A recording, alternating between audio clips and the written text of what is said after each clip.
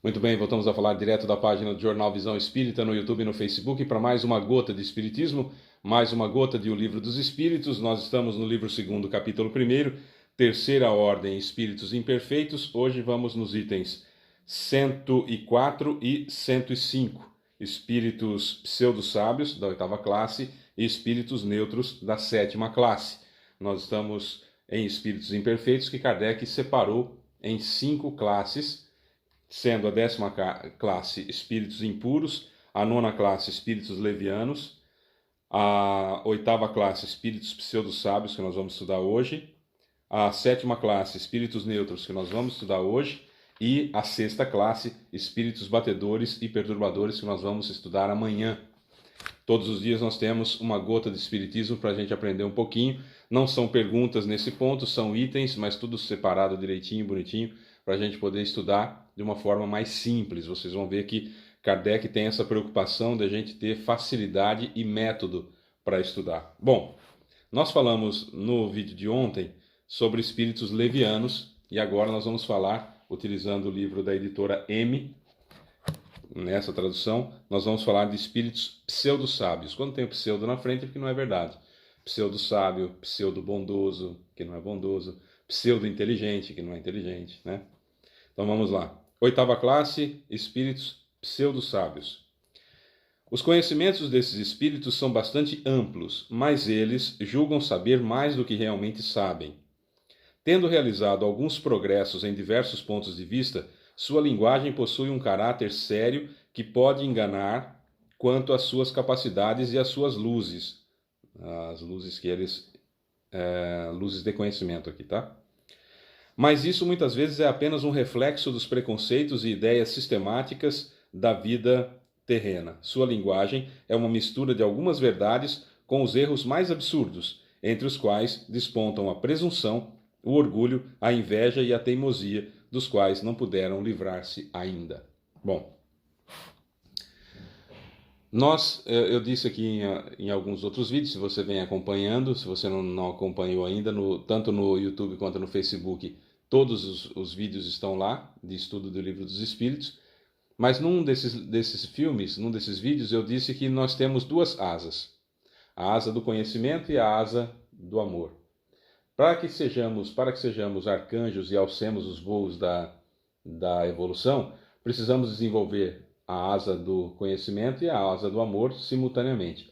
Muito difícil, muito difícil. Via de regra... o Fábio falou que todos, não foi isso que eu disse. Eu disse que na regra, normalmente, se desenvolve primeiro a asa do conhecimento e aos pouquinhos, com esse conhecimento mais elevado, a gente vai elevando também a asa do amor.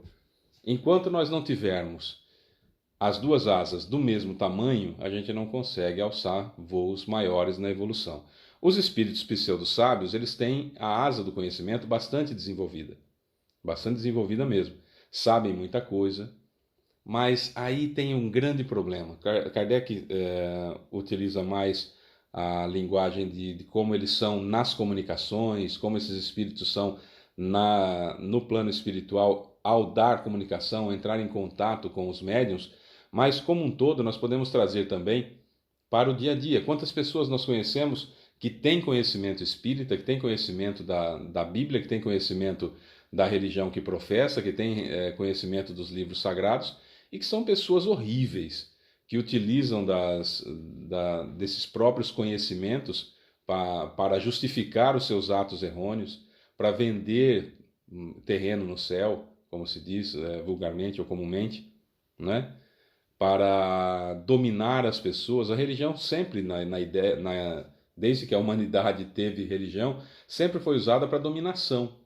Sempre os espíritos que estavam à frente dessas religiões, que tinham mais conhecimentos, daí pseudo-sábios, porque não eram sábios de verdade, tinham conhecimentos, mas ainda estavam arraigados, ainda estavam presos à presunção, ao orgulho, à inveja e à teimosia.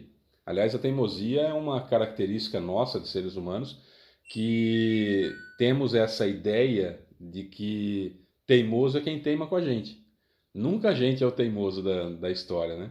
E para demonstrar um grande conhecimento não é difícil, mas deter esse conhecimento de forma a modificar a sua vida, aí que nós estamos vendo uma transformação íntima, uma reforma íntima.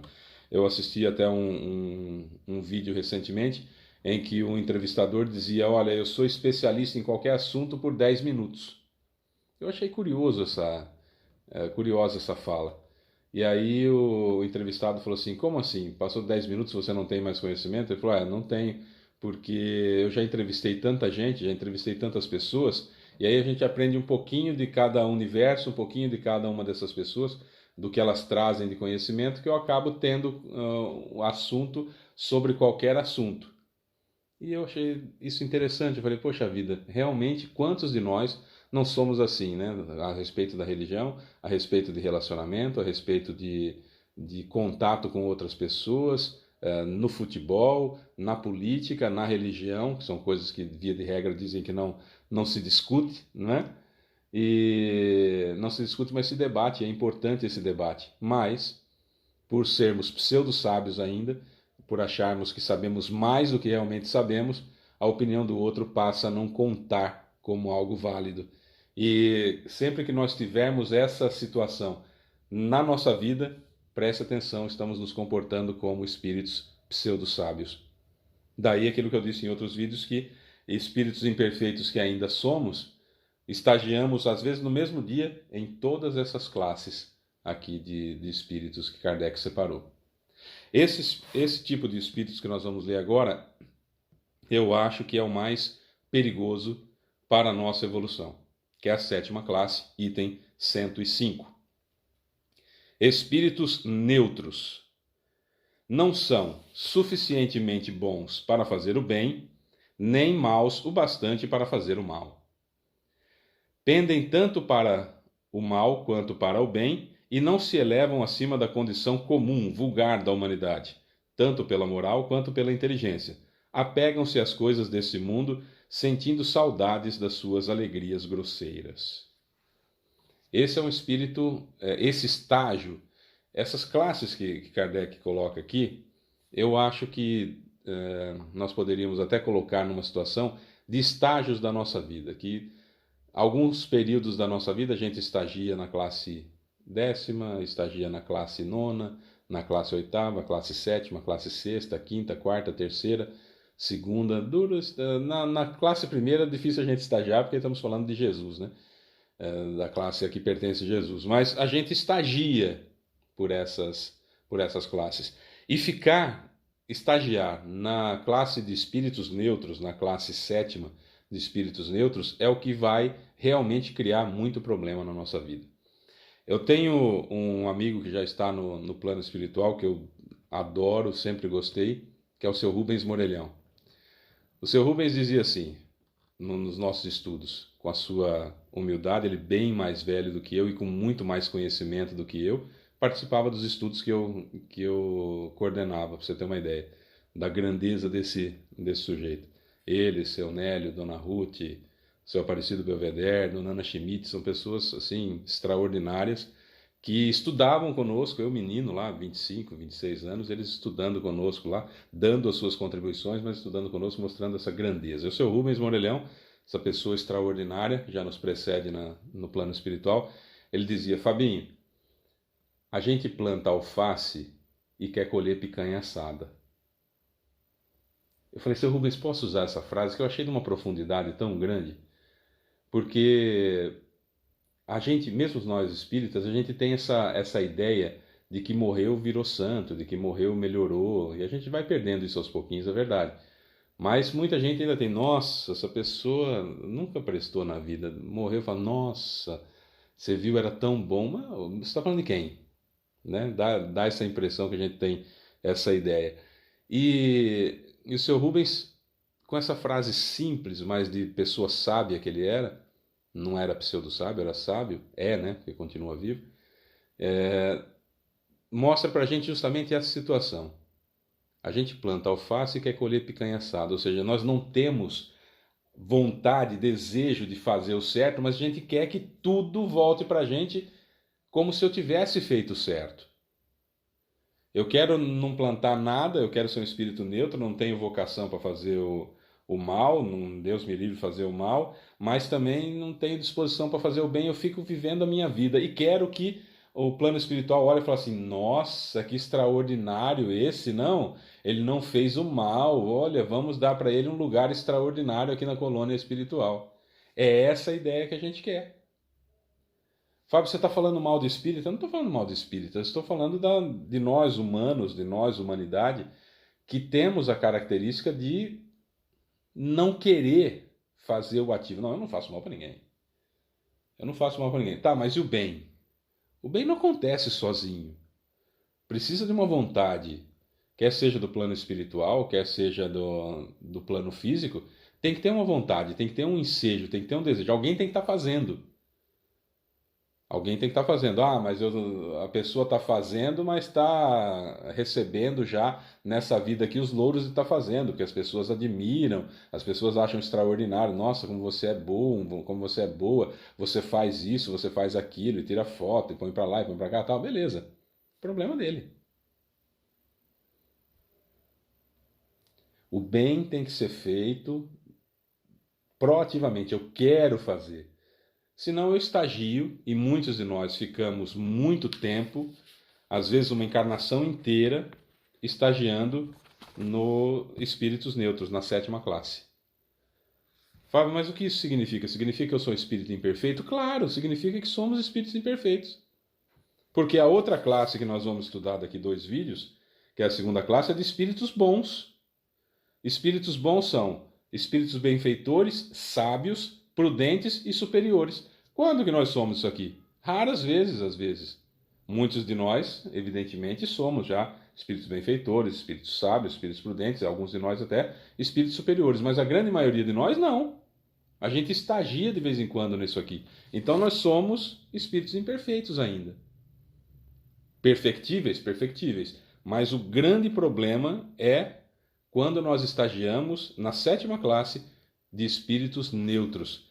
Não são suficientemente bons para fazer o bem, nem maus o bastante para fazer o mal. Pendem tanto para o mal quanto para o bem e não se elevam acima da condição comum vulgar da humanidade, tanto pela moral quanto pela inteligência. Apegam-se às coisas desse mundo, sentindo saudades de suas alegrias grosseiras.